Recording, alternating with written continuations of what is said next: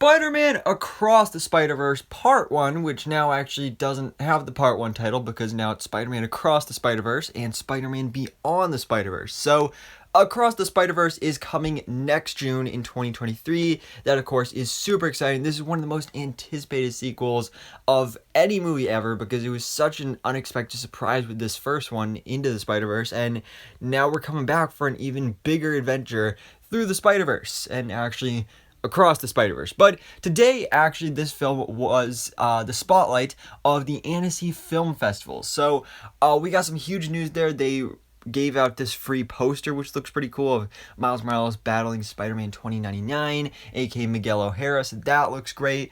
Love the look of that. But we also got, like I said, some big reveals here, including our official reveal announcement and also first look at our villain of the movie, The Spot. So we have an official still from the film here, and we have Miles Morales and Gwen Stacy battling The Spot.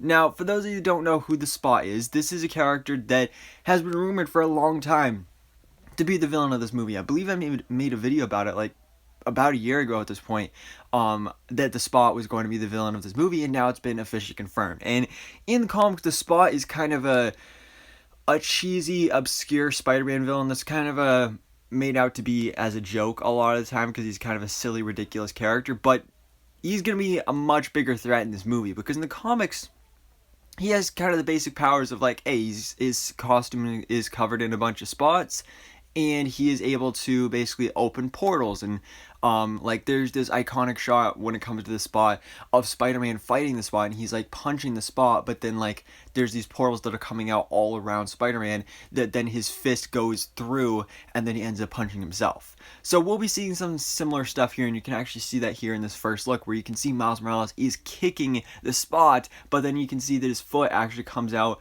over there to the right and ends up kicking Spider-Gwen instead. And he looks super terrifying here, actually, and I feel like they're going to be doing kind of a multiversal spin on this character to make him much more serious and much more powerful, to be, instead of just doing like, you know, little tiny portals here and there, it'll be actual portals across the multiverse, which will be definitely a huge upgrade for this character. And I'll be interested to see if he's going to be the villain of both these movies, Across the Spider-Verse and Beyond the Spider-Verse, or if maybe he's just the villain of this one, and then that sets up for Beyond the Spider-Verse. Maybe he was working for somebody. I don't really know for sure, but he definitely looks awesome here, and I'm super excited to see this character get the recognition he deserves, see him come into the spotlight here. And again, he just looks terrifying. He really does look like a major threat.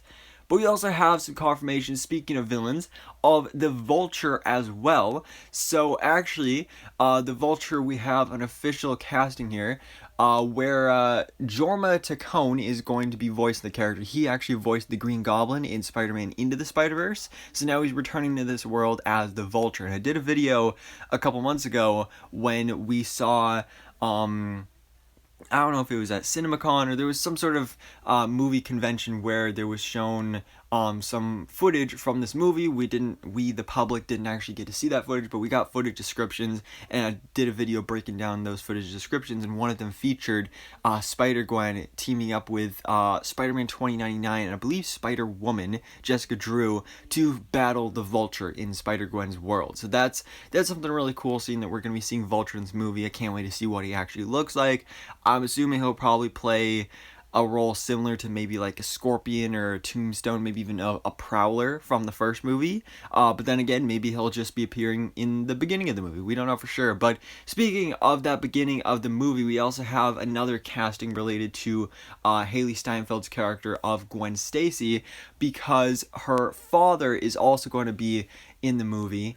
And he is going to be voiced by, let's see, Shea Wingman is going to be, or Wingham is going to be voicing Captain George Stacy. So that's going to be another cool one, seeing that we're going to be having Spider-Gwen take more of a spotlight, more of a forefront role in this movie, getting to actually see her on her world, most likely Miles traveling across the Spider-Verse to Gwen's world. That's going to be something really cool that I'm definitely excited to see explored in this film.